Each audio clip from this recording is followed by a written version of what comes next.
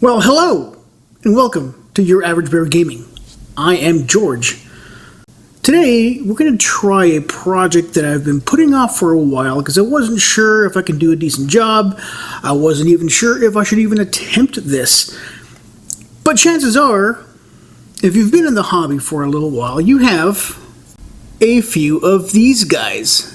These are metal models. This is how a lot of models used to be available for Warhammer 40k. This happens to be an Eldar Guardian. Looks kind of different from what you've maybe used to if you're relatively new to the hobby.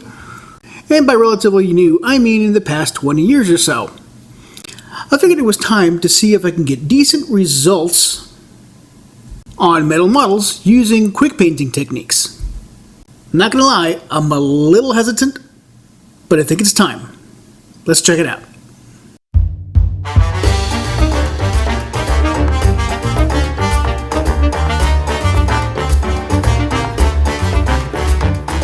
Here they all are. These are my Guardians from way back in the day.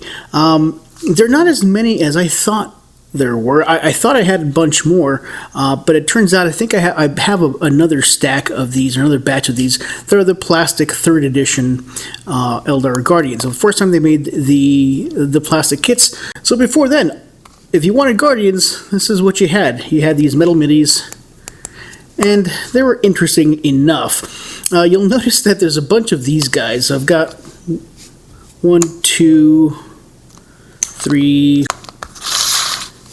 So 6 of these Guardians are the heavy weapons support crew. Back then, the heavy weapons were kind of its own model. You'd get a sprue with a heavy weapon platform and then one of these. And I think it was just one heavy weapon option. You can get the D cannon or you can get the plasma or whatever. But that array of weapons was later supplemented when I got like a War Walker and the Dreadnought thing. I don't think it's called a Dreadnought anymore. But it also had basically the same weapons. You can swap them out between these things. So back then they had a dedicated crew. So the kit was the platform and it was the crew. And you can eliminate the crew and the weapons platform was done. That is no longer the way things work, but as a result I have some of these Guardians, and I think they deserve to be painted as well. They also have some variations on the Guardian, so they all had the shuriken catapult. Some of them had a shuriken catapult and a pistol. I don't know that that's a valid loadout anymore, but that's the way it is. So these have the shuriken catapult, and they have a power sword, or the Eldari equivalent of the power sword, as did these. Now, I don't remember if these were supposed to be like the squad sergeants or what, but there really weren't Storm Guardians back then. Now they are. Now there are, so these would probably go in the Storm Guardians kit that I don't actually have. I don't have any Storm Guardians. But these would be a very small squad of defenders. Along with these, I have 12 Guardians, so these could be a squad of Guardians, defenders, and then these could be the beginnings of a Storm Guardian squad. The whole point was that I haven't touched these for a while. I thought I had more of them, and more importantly, I thought they were better painted. In fact, I thought they were painted at all, but they kind of weren't. They all basically looked like this guy.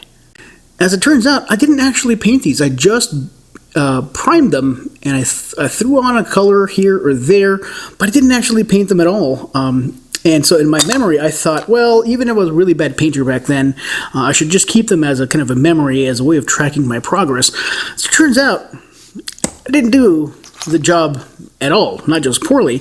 So my decision was I could just leave them that way, not ever use them, or I could incorporate them into my current collection of Eldar. And since they weren't painted at all, you know what? Why not? So that is the goal for today's video, is to take these metal models that are going to be arguably a bit more difficult to paint than the plastic Guardians that I've already painted, but using my quick painting techniques and newfound experience and improved skills, hopefully doing a decent enough job with these that they would fit right into my existing Guardian squad. That's the job. I'm looking forward to learning about working with metal models. I don't anticipate doing a whole lot more metal model work, but you know, it's a different experience. And if you have any Eldar Guardians kind of hiding away in your collection, maybe it's time to brush them off and do something different with them.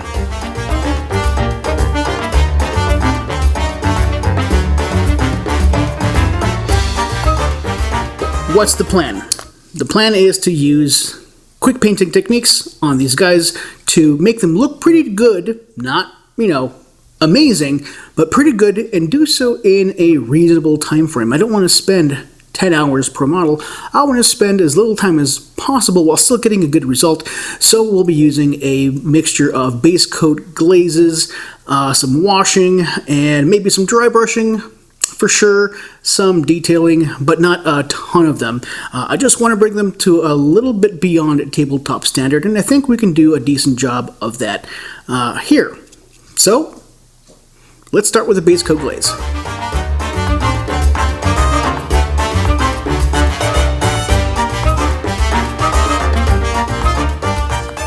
For the base coat glaze, I worked with relatively few colors, kind of as it should be, really. And I started with the kind of the primary color for most of these models. We'll start with Army Painters, Desert Yellow. I've found this Desert Yellow to have pretty good coverage, even when glazing, as long as you don't thin it down too much. It works pretty well. It's a nice, kind of a browny yellow. It makes a very nice kind of a mid-tone for the yellow that it will eventually go on these models. And so I added this to all the kind of the primary parts of the armor. Now, I have two types of Guardians here. I have one type that is kind of destined to be Defender Guardians. Back when these were released, there weren't really kind of set rules for Guardians in terms of these were loaded out with only ranged weapons, and this other group was, you know, only assault weapons. Back then, you kind of loaded them out with whatever you wanted, or, you know, however they came, and you didn't have that many models to choose from, so you took what you can get. And so, in order to make them part of my kind of more modern Eldar army, I looked at the models that looked like they have shuriken catapults, kind of the usual ranged weapon, and so I designated these as Defender Guardians. So the primary armor color on these was going to be yellow, with blue was going to be the kind of the secondary color.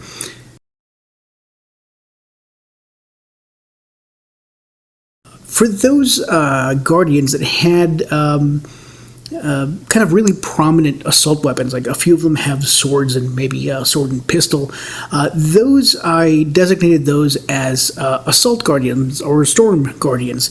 And so for them, the yellow was going to be the accent color, the secondary color. Their primary color is going to be the deep blue that I use for my Iliandan, I still don't know if I'm pronouncing that correctly, Eldar army. So you apply these in all the usual spots. So the armor, some of them had coats, and so those were the secondary color. So it was a fairly simple application, and I made the same mistake I make so often, where I'm finished with the first coat and I'm going, I don't know if I like these. These are kind of patchy and gross. And then I hit them with the second coat and go, oh yeah, this will work.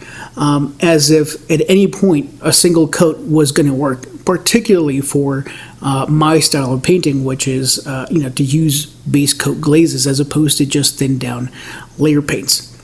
I don't know what I'm thinking, but eventually it'll sink in that two thin coats is kind of the minimum for most of our applications here.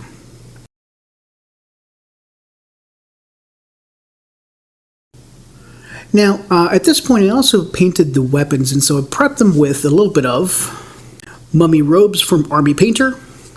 It's a nice off-white, not quite beige, but not quite white either. It's somewhere in the middle, more towards the white side than the say, for example, a skeleton bone.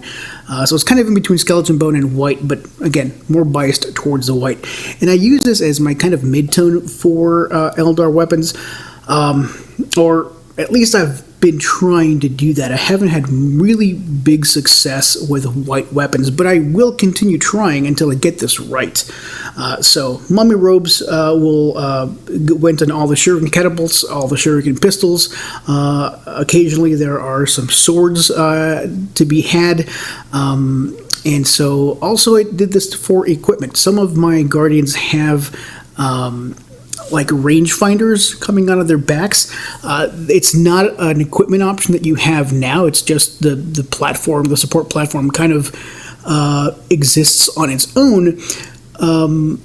Assuming, I guess, that one of the Eldar in the squad controls the aiming and movement. Back in the day, there were dedicated gunners, so you had like a spotter, and you had another guy carrying a ammunition box. So these guys, I've designated them as defenders because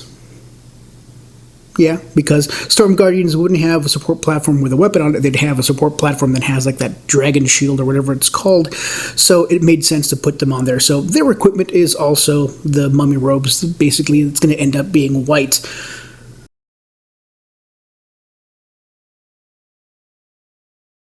Alright, here is one of my Guardians with the base coat applied. It looks fairly straightforward. There's nothing major to write home about. There's a lot of blue. There's a little bit of yellow. This is one of those guys that has the assault weapons really prominently displayed, although they do have a full-size shuriken catapult that would not be part of the loadout in modern armies, but that's okay. He's got a sword that makes him a Storm Guardian. We're going to go with that. And so he looks pretty decent. He looks all right. The second coat of Basecoat Glaze really helped, particularly with the yellow. It was a little faded and desaturated. That second coat really kicked it up a notch, and I'm really happy with the way that looks. The white so far looks okay. This doesn't start getting weird until after the wash, so we're hoping that it continues along this path. And so now that these are done, it is time to do some washing.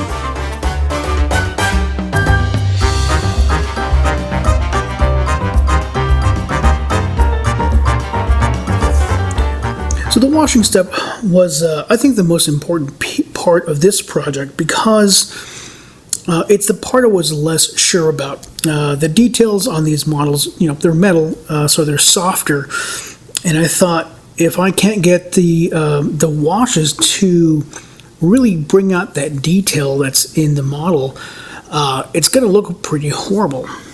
And thankfully, it looks to be working okay. It looks pretty decent. There's a lot more detail on these models than I expected with just the naked eye. Applying these washes really did help. And so I've got a couple that I've used. The one I used the most was Null Oil from Citadel Color. I used it on most of the blue parts, the blue armor. So anytime a model had blue armor, blue metal pieces or something like that, I used this color, kind of bring the color down in a nice, controllable way.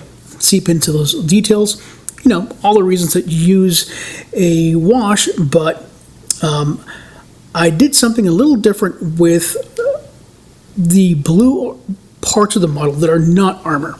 Some of my models have like leather trench coats or bomber jackets.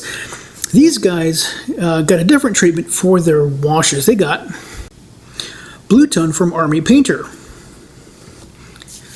This deepens the blue a little bit, and so my hope was that I would be able to distinguish the blues, whether they were, kind of a fabric or kind of a harder armor or carapace. I don't know yet if it worked. I'm going to compare these two when they're all kind of nice and dry. But the idea is to, make them different, still the same color though. And finally, the yellow armor got a wash treatment with Army Painter's Mid Brown. Of course, to this I added a little bit of flow improver.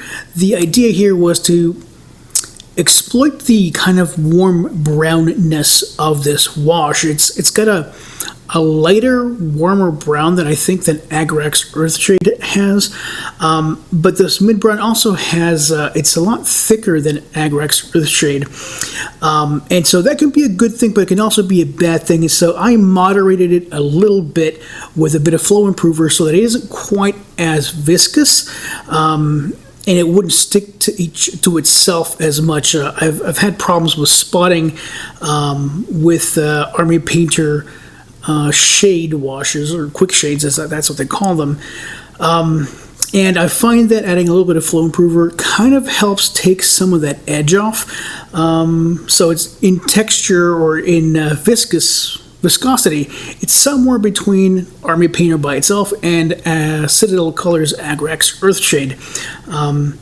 And it does bring a very nice, kind of a nutty brown to the yellow, which will be a nice shadow.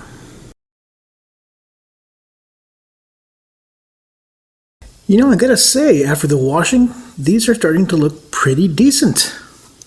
Here's one of these Eldar Guardians. He's one of the Storm Guardians. So he's got the blue armor as primary and yellow accents. And you can kind of see what the washing has done for them. It looks a lot better than it did before. I especially like the impact on the leather pouches. So it's looking pretty good. I'm surprisingly happy with them. I thought I'd give you a better look, now that they're in this shape, about the kind of collection as a whole. There's a couple of different variants. I have 7 different types in total. Here's the second type. This is also a Storm Guardian. He's got a sword and a pistol. He's kind of squatting for some reason. This was among the cooler models that were available at the time. I remember being really happy when I got these guys. Here is a more standard looking Defender Guardian. Well, they weren't called Defenders back then, I don't think. They're called Defenders now. They were just Eldar Guardians back then.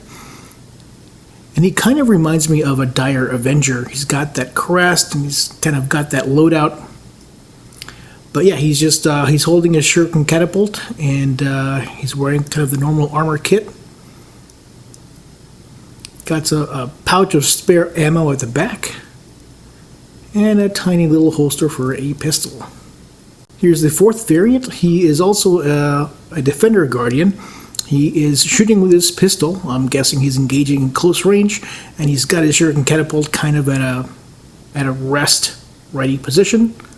Kind of a different kind of crest for on his helmet, but the usual pouches and some, I don't know what that is. It's like a piece of fabric. It's a little bit of flare that some of them have. And this one is, she looks kind of female. If we go ahead and assume that aliens also are mammalians, so if that's the assumption, then this is a female Eldar. There's a couple of them like this, I think. Yeah, I think this first one I showed you is also potentially female, although it's a little harder to tell. This one is less obviously mammalian, but has hints of being a mammal. Man, it's hard to keep a straight face talking like that. Here's the fifth type of Eldar Guardian. And he's a lot like another one that I've showed you, but he's got a little tabard kind of flowing down the front, and he isn't wearing a helmet. He's just wearing a mohawk, a big old royal mohawk there. And when you look at his face, it's kind of it's kind of an unfortunate face. It's going to be tough to make this guy look good with painting, but we'll give it a shot. Eldar were a bit less human looking than they are now, I think. Here is one of the variants that are associated with the support platform. You can see the kind of the rangefinder equipment that he's got. It's a big old thing, and he's got a wired trigger that he's holding, and he's got a little comm thing that he's talking into, and awesome shades. You can see his pistol holster right there.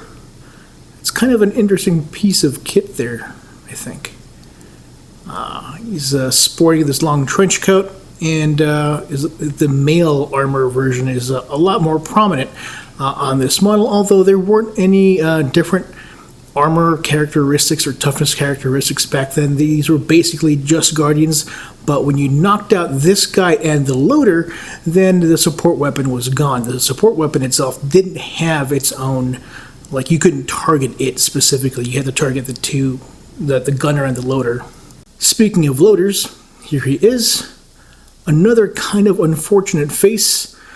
Yeah, it's a little rough. You can kind of see how they were a little closer to elven, like elves back then. They're kind of their own thing now. But back then, they kind of had that elven look with those pointy ears back there. You can kind of still see, sorry, there's some dog fur.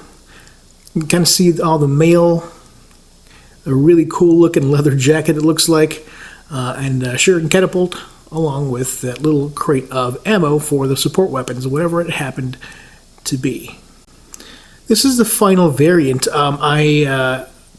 I found him after I started painting these guys, and I didn't want to include him in the group, so he's not painted, but you can see he's a lot like this guy. It looks like they're very related sculpts, but they have some key differences. The little ammo box is different. Obviously, the helmet looks different, although it doesn't really look like an Eldar Guardian helmet. But yeah, aside from those two things, it's basically the same sculpt, except also this one doesn't have that furred collar on his jacket. It's just straight up leather jacket. So yeah, it looks like these are probably the same sculpt with a couple of details swapped. So now that these are all washed and they're looking pretty decent, it is time to start on the details.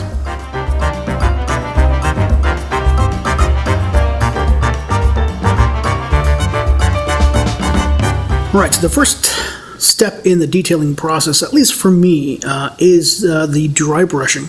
I want to get the kind of the basics of the armor to display some kind of highlight, having already established the shadows and sort of the midtones, right? So the midtones really won't be established until after the highlights are there, because they're kind of the highest value up until that point. So with the blue parts of the armor, I went with kind of a light to moderate dry brushing of deep blue by Army Painter.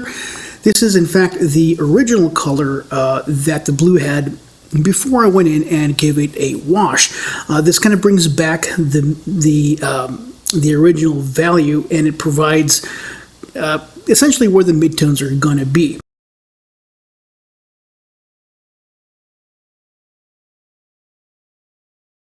Once that's dry, I give it a little bit of electric blue. This is a blue with a bit more white in it. I could have mixed in my own, my own bit of white into the blue to give the highlights, and that'll work as well. But I find that the electric blue, at least for this color application, it works pretty well. And so this got a lighter coat of the dry brush over those same blue areas, and that really brings out the highlights while leaving everything else kind of where it's at.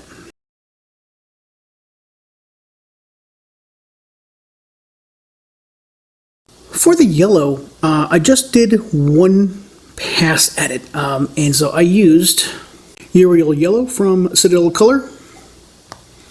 I applied that kind of light to moderate in all the pieces of the armor that were yellow, and so basically I focus on those areas that were kind of towards the top or kind of on the outside, any place where the sun, at its zenith, or at the very highest level, would hit the armor, but also a little bit on the sides, because otherwise there would be kind of too much shadow. From the sides, you're also going to get a decent amount of reflected light. So I want to make sure that that parts of the model, or those parts of the model, we're going to get some of the highlights as well. And I find that I don't need much more, a much lighter value for the highlights. I think it's sufficient, at least for this application. I don't want to go crazy with it. I do have a lot of models. I could have gone with a lighter yellow as a secondary or a supplementary pass at the yellow, but I think it looks fine the way it is. I don't want my yellows to be too cartoony, so I'm going to leave it there. It's a recipe that's worked well in the past, and for larger models, I would more strongly consider additional lighter values of yellow for the highlights. Having done this dry brushing step, now the details aren't complete, obviously. I haven't done any of the bandanas or any of the other, the gems and things like that, even the faces. But I wanted to show you what the difference is, between a model that has this dry brush pass and one that has not. So thankfully, I have two of almost all of these, and so I want to show you the difference between these. So one of these two models has the dry brush pass, and the other one does not. And I think it's fairly easy to see which one is which, although in this case, I think it's primarily the yellows that are standing out to me. It's a lot less subtle, the difference between the shadows, midtones, and the highlights here. On the yellow, so this guy right here has the extra attention, this guy does not. Now, you could say that this has a sufficient amount of highlights, and you're probably right. If you want to do the quickest possible paint job that still looks decent, this will do the trick. And the reason that this works is because I have a wash that kind of helped me establish some of those shadows, but I also used glazes, and so that helps the highlights show up. So on those edges of the armor, the paint kind of tends to stay away from those areas, and so you end up with this kind of a natural highlight. Having said that, if you have the time and if you've developed your skill a little bit, you see that the dry brush on this guy right here, it really helps enhance the highlights that are already there, and it gives you kind of a little bit something extra. I think it looks nicer when you do that. It's not strictly necessary, and it's not really part of the quick painting process. Or if you want to get this done quickly, you don't worry about the dry brush. But if you want to do it quickly but still do a nicer job than you can do with just straight up quick painting, then you try this, and it looks pretty decent. So overall, I think it's a good idea to kind of enhance the highlights that are there with a little bit of dry brushing. It's going to be worth your time, and it's not that much more effort. You do have to have a little bit of skill, and especially with models this size. So you want to have practice doing this before you kind of commit to something like this, especially for these metal models where the details are so soft. But if you invest that time and effort, well, then you'll get some better results. I wouldn't say slightly better, but it's a bit better. I'd spend the time. As for the other details, I was pretty selective about what I wanted to pick out. I limited myself to the holsters, the pouches. A lot of them have these like a bandana sort of thing, or some kind of like cloth that's hanging off the armor, so I kind of did those. Obviously, I worked on the faces, applying the base coat, and then applying a wash, maybe a little bit of highlight, but not a ton there. A couple of dudes had those wraparound, well, they're not sunglasses, I'm pretty sure they're targeting visors, but they look like those, they look like they're like a Randy Macho Man Savage, like snap into an Eldar Slim Jim kind of a deal. Big old things. So I had fun with those. And of course the Eldar Jewel. And there wasn't a lot for each model, but there was 12 models, and so it took me some time. And obviously for each of those details that you paint, you have to do the the base coat, and then you have to maybe do a little bit of highlighting. You have to do some washing. Maybe you have to do some detailing on top of that. So it took a little bit, but it wasn't as bad as it could have been, and I made sure to avoid anything too thin, and certainly I didn't spend any time on all the little blisters that the Eldar armor has.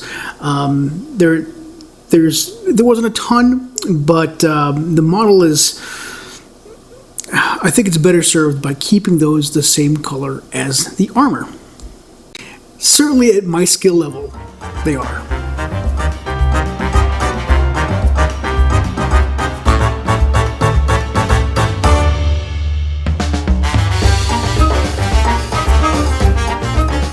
So, once I rimmed the bases, added some grass tufts, give it a good spray with some matte finish, and touched up the glossy parts with some gloss coat, I'm all done with my guys, and the results are better than I expected. They're not wonderful, they're not great, they're absolutely not pro level, but they're not bad. I expected kind of a grainy mess, and they're not that. They're not too shabby.